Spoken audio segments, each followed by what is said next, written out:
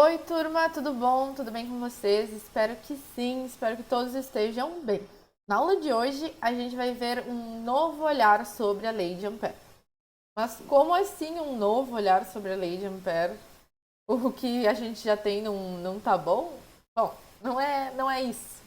A gente vai nessa aula olhar o que os livros didáticos nos contam que é a lei de Ampère, como é que eles definem a lei de Ampère. E aí a gente vai olhar para a história, olhar para as hipóteses de Ampère, o que motivou os estudos dele, os experimentos que ele fez e as conclusões de Ampère. E aí a gente vai comparar. Será que o que nos contam é realmente o que aconteceu? Ou realmente o que Ampère uh, estudou ou concluiu? Será que essas coisas são as mesmas? Será que os nossos livros didáticos mentem pra gente? Bom, vamos, vamos começar então olhando para os livros. Bom, o que nossos livros nos contam? Na aula passada a gente estava vendo, né, que ímãs eles interagem entre si, eles se atraem, eles se repelem por causa da ação do campo magnético deles. Agora a gente vai estudar que fios condutores de corrente elétrica, eles também têm o seu próprio campo magnético. Isso é aceito pela comunidade científica atualmente e é uma coisa até banal.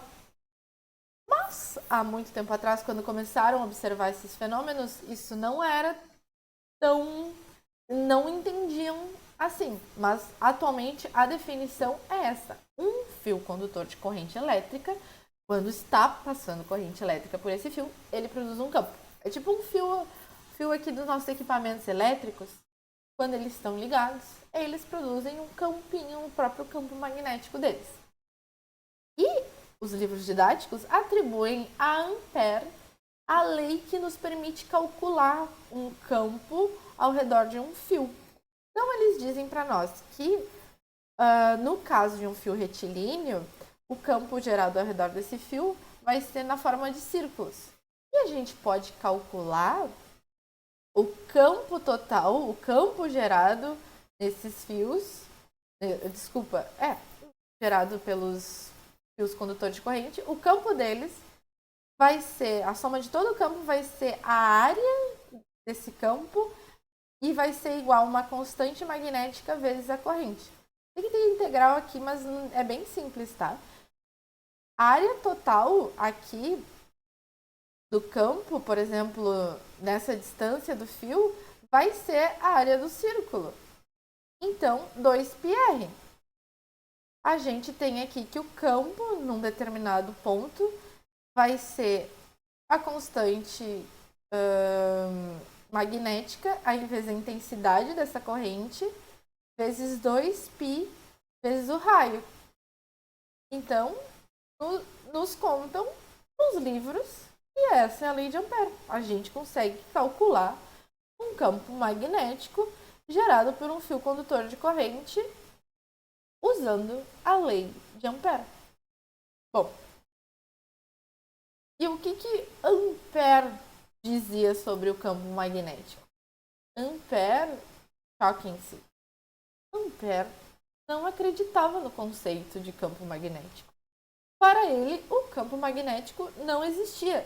Esse conceito, ele não aceitava esse conceito. Na época de Ampère, a gente tem que entender que ainda esses conceitos eles eram novos, ainda estavam sendo estudados, eram hipóteses. Hoje eles são aceitos pela comunidade científica, mas lá atrás não eram. E um dos cientistas que não aceitava esse conceito e não acreditava era Ampère.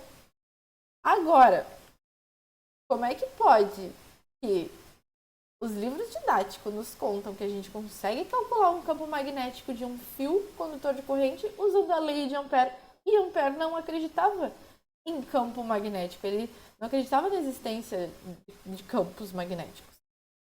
Bom, a gente vai precisar olhar, voltar um pouquinho, olhar para a história, olhar o que motivou a Ampère a estudar esse fenômeno, né, o que um fio condutor de corrente, quais que são as consequências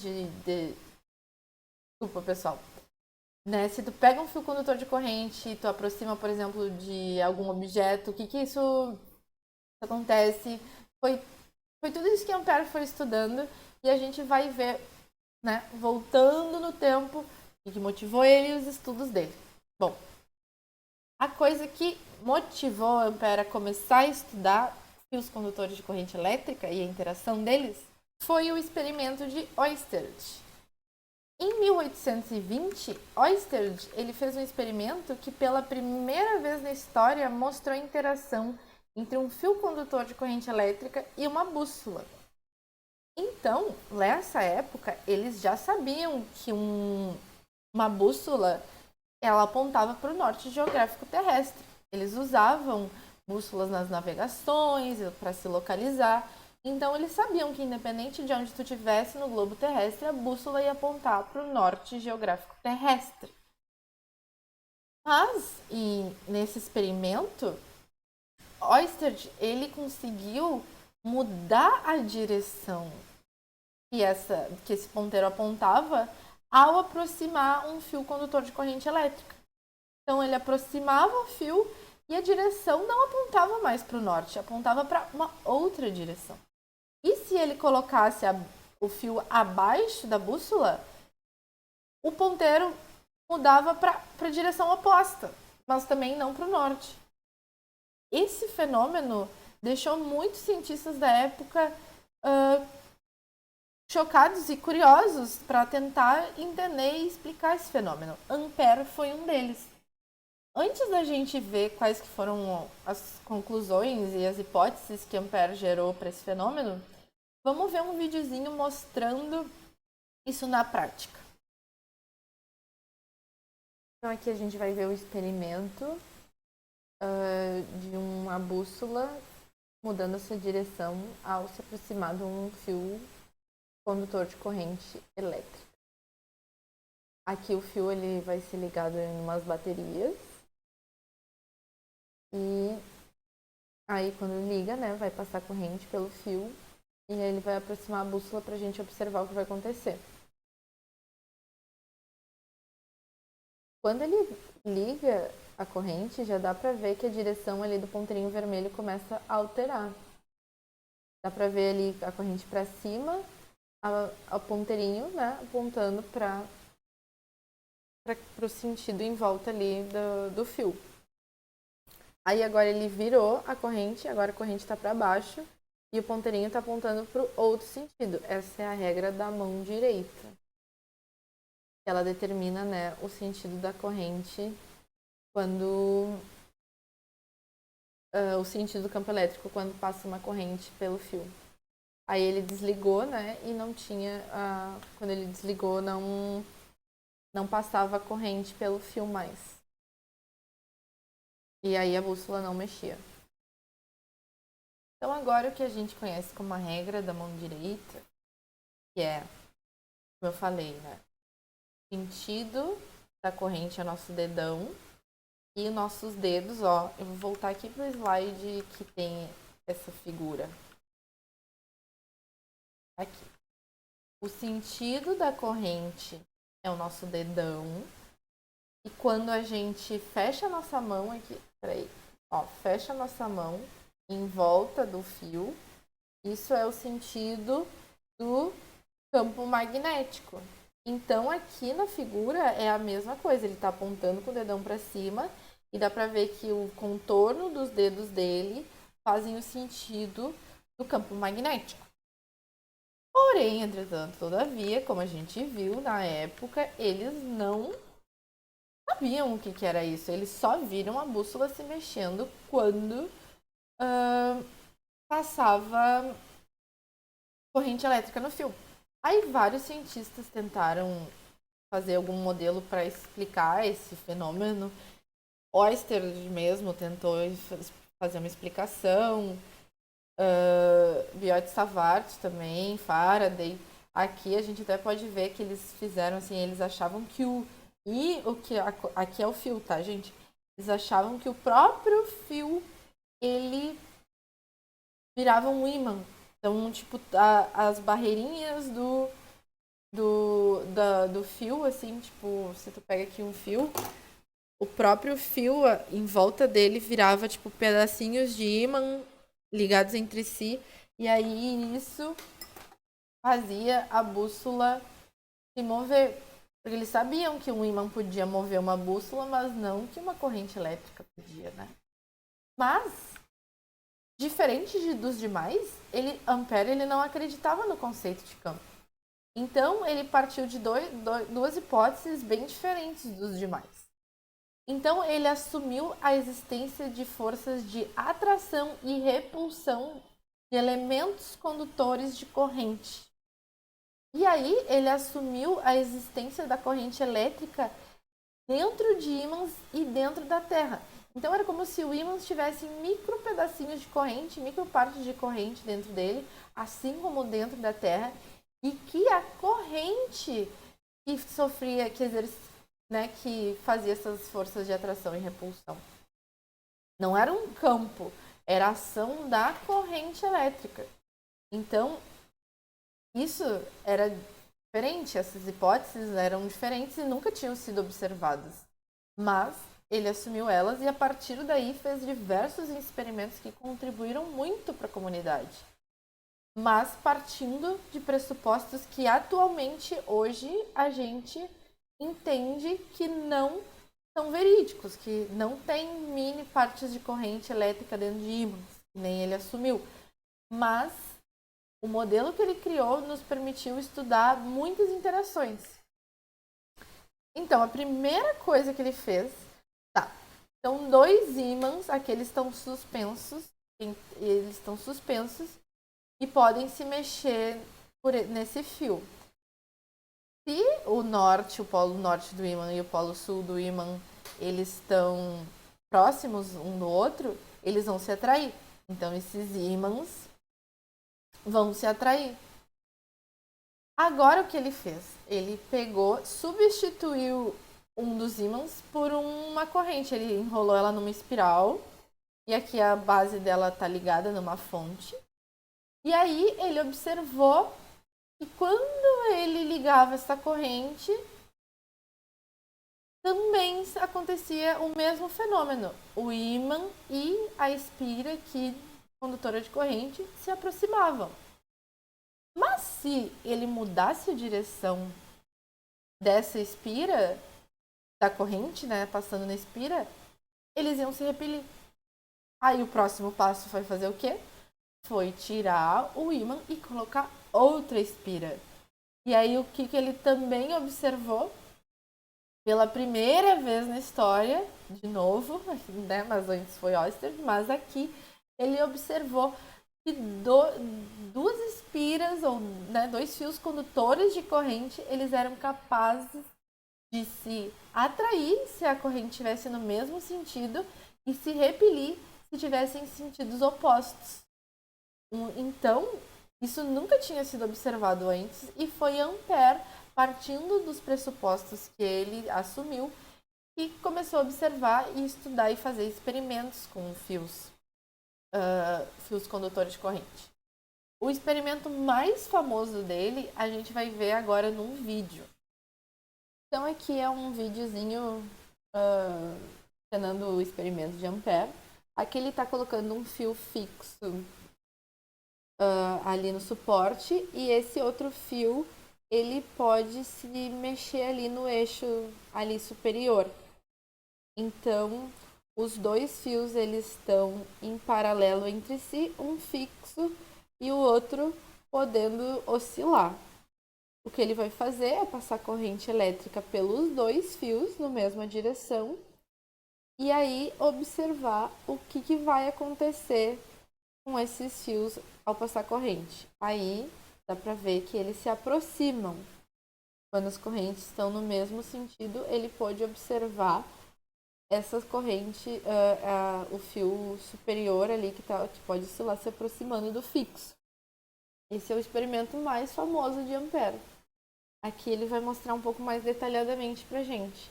Então o fio tem uma corrente passando num sentido, uma direção, e o outro também na mesma. Quando eles estão na mesma direção, eles se aproximam E quando ele inverte a direção de um dos fios, aí nesse caso do que está livre para se mexer, eles se repelem. Aí, nesse vídeo, é muito curioso que agora ele vai dizer que Ampère justificou isso usando a regra da mão direita. Por quê? Por causa do campo magnético que surgia ao redor dos fios. Aí ele justifica, né, o sentido da corrente e aí o sentido do campo magnético. Mas, como a gente está vendo, Ampère não acreditava no conceito de campo magnético. Então, até nesse vídeo que eles estão recriando os experimentos de Ampère, eles usam esse conceito que Ampère deu de... Eles atribuem a Ampère que ele assumia o conceito de campo magnético, mas não, isso não acontecia. E a partir daí, Ampère foi realizando diversos experimentos para, né, tentar entender esse novo tipo de força que eles estavam estudando, né, de interação entre correntes elétricas. Outro experimento que ele fez, ele pegou aqui, ó, vou tentar mostrar para você. É como se a gente tivesse aqui uma espira, tá? Desculpa a falta de equipamentos, mas aqui é como se a gente tivesse uma espira e aí tu faz passar corrente nela e se tu deixa ela livre para rotar sobre o seu próprio eixo, ela vai ficar perpendicular. Peraí, que eu sou meio atrapalhada. Ela vai ficar perpendicular à direção que ficaria o norte da bússola. Então, se a bússola aponta para cá, ela vai ficar nessa posição aqui. Isso também foi uma nova descoberta dele, que a bússola também se orienta, né? Quer dizer, que essas espiras também se orientam pelos polos terrestres. Mas é porque também aí ele assumia a existência, né, de corrente elétrica dentro do núcleo terrestre. E esses conhecimentos, agora fazendo um recorte para a atualidade, eles foram propulsores do que agora a gente conhece hoje sobre motores elétricos. Motores elétricos são tipo equipamentos movidos a energia elétrica. Como a gente viu nas últimas aulas, a gente usa energia cinética para transformar em energia elétrica, lá nas hidrelétricas, tudo isso que a gente discutiu. Mas agora vamos pensar, tá? A energia elétrica chegou na minha tomada. Como é que eu ligo a tomada e eu consigo transformar essa corrente, essa energia elétrica vindo da tomada, em energia cinética? Como é que isso acontece? Como é que acontece essa transformação dentro de um motor? Como é que ele é capaz de pegar e fazer essa transformação de energia? Se a gente pegar aqui, por exemplo, um liquidificador, dá para ver que ele tem hélices, né? Quando a gente liga ele na tomada, essas hélices começam a girar. Então a gente tem uma energia cinética aqui de movimento. Como é que a gente liga isso na tomada e vira, né? Ocorre essa transformação. Isso é graças os estudos de Ampère. Obviamente, muitos outros cientistas que depois, né, continuaram esses estudos, mas isso começou justamente com essa ideia aqui da espira com corrente elétrica e ela consegue girar por uma ação que ele assumia que era uma ação da corrente terrestre. Hoje a gente sabe que não, a gente sabe que é o campo magnético terrestre. Então, agora a gente vai ver um outro vídeo mostrando como é que funciona um motor elétrico e como é que essa espira de Ampère está lá dentro. Aqui a gente vai ter uma espira com corrente elétrica dentro né, submersa num campo magnético. Aqui agora a gente vai ver essa nova versão da regra da mão direita. Então, o dedo indicador dele está apontando para o sentido da corrente, o dedo do meio para o campo magnético, e aí o dedão vai apontar para a força magnética, porque, né, como as correntes elas se atraem, se repelem, tem uma força ali, né, fazendo essa atração e repulsão. A gente pode descobrir o sentido da força usando essa regra da mão direita. Então ali ele faz para os dois lados e aí tu consegue ver a força magnética que tem nessa espira condutora de corrente. Ao passar a corrente, ela gera esse campo e aí estão os vetores dela. Só que como ela está imersa no campo magnético dos ímãs, eles vão interagir.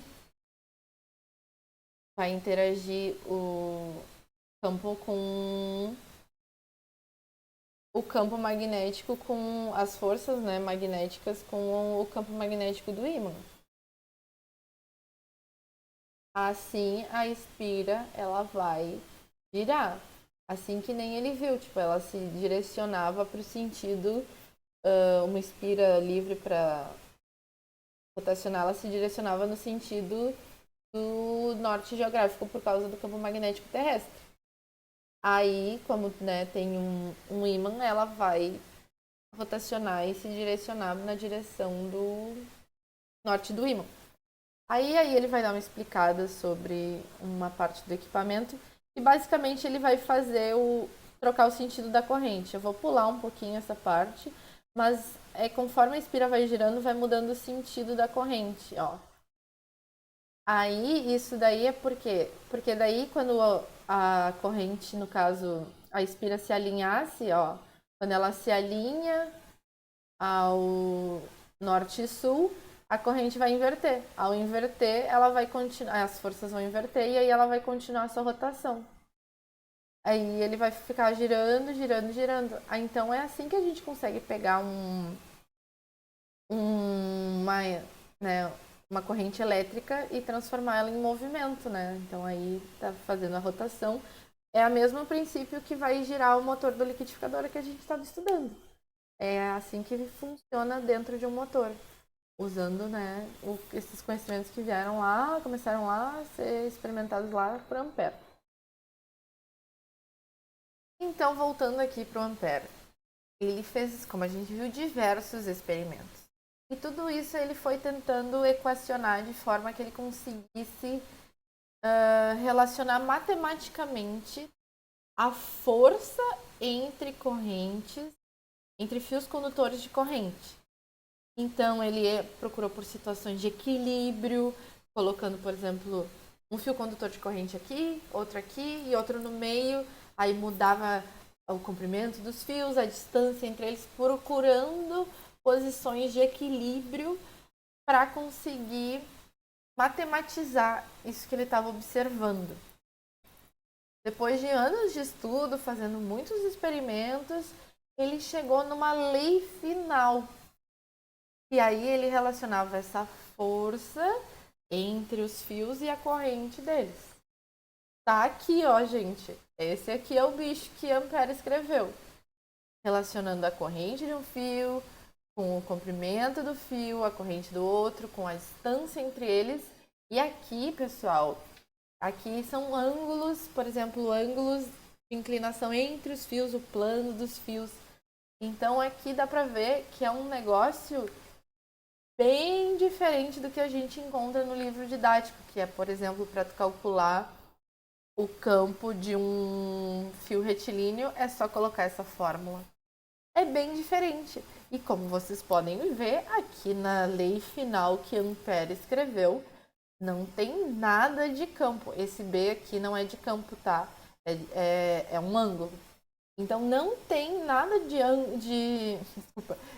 campo magnético na lei de Ampère, porque ele não acreditava nesse conceito. Ele acreditava nas forças de interações entre correntes elétricas. Hoje em dia a gente aceita a existência desse campo. A gente, na comunidade, é entendido que existe esse campo magnético e a gente pode calcular eles desta maneira. Mas foi mais para frente que matematizaram de fato e escreveram a relação de fios condutores de corrente com campo magnético. Ampère não fez isso, nunca fez isso. Ele não acreditava nesse conceito, então ele nunca matematizou campo magnético nas equações dele. Isso foi bem mais à frente. Outros pesquisadores, outros cientistas que fizeram isso. Não foi Ampère. Mas nos nossos livros didáticos é acreditado a Ampère essa lei que relaciona os campos com as correntes. Mas aí a gente se pergunta como é que isso aconteceu, né? Como é que historicamente um fato histórico que era de, né, que era um fato que Ampère estudou, né, todo o processo de descoberta dele, isso eram fatos históricos. Como é que isso agora para nossa atualidade nos livros didáticos é apresentado de uma maneira completamente diferente do que ele acreditava? Não completamente diferente, porque a interação da força, a gente pode chegar nas equações, lá na integral que eu mostrei para vocês, a gente pode chegar nela a partir dessa relação das forças. Isso não está errado. Porém, ele não acreditava no conceito de campo. Então, não dá para acreditar ele uma equação que ele jamais escreveu. Isso que acontece às vezes na história da ciência, acaba sendo contada uma pseudo-história, ou uma história talvez às vezes um pouco que eles querem deixar mais linear esse processo de descoberta científica. Então, é mais fácil acreditar a Ampère essa relação, porque ele que estudou a interação entre os fios. E esses fios, eles interagem por campo magnético. A gente sabe isso, mas Ampère não sabia disso. Ele não assumia isso. Então, ao querer contar uma história mais linear da descoberta científica, a gente acaba mudando os fatos históricos de uma maneira tão, talvez, grotesca que acreditaram a Ampère um conceito de campo magnético que ele nem acreditava que existia. E eu trouxe esse episódio para a gente fazer uma reflexão, né? O que a gente conta da nossa história? Como é que a gente conta ela? Quem que conta ela? E quem são os personagens principais da nossa história? Na história da ciência, é muito claro isso. A gente consegue ver os principais personagens da nossa história são pessoas ocidentais, são na maioria homens, e são homens brancos, elitizados. Esses personagens são os mais comuns da história da ciência. Então, a minha reflexão aqui é propor para a gente olhar para a história da ciência de uma maneira um pouco mais realista, porque diversas histórias elas são apagadas. Aqui o caso de Ampère é um caso que não foi apagado, mas foi distorcido para contar uma história mais fácil, uma história mais linear, uma história como, tipo, ele estudou esse fenômeno, descobriu, fez experimentos e descobriu a lei. Eles alteraram essa história, mas, além disso, tem histórias que são apagadas, tem histórias que não são contadas. Então, o que eu proponho a gente fazer é refletir, buscar ir atrás da história e dar voz a essas outras pessoas, esses outros personagens que não têm a sua história contada. E também aprender a partir deles.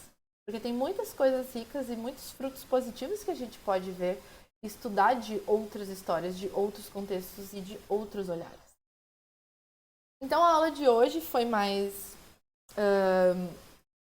uma reflexão e a gente estudou um pouco sobre a origem desse conceito e mais para frente a gente vai revisitar essas leis lá nas equações de Maxwell. Então, espero que tenha ficado claro para vocês e até uma próxima.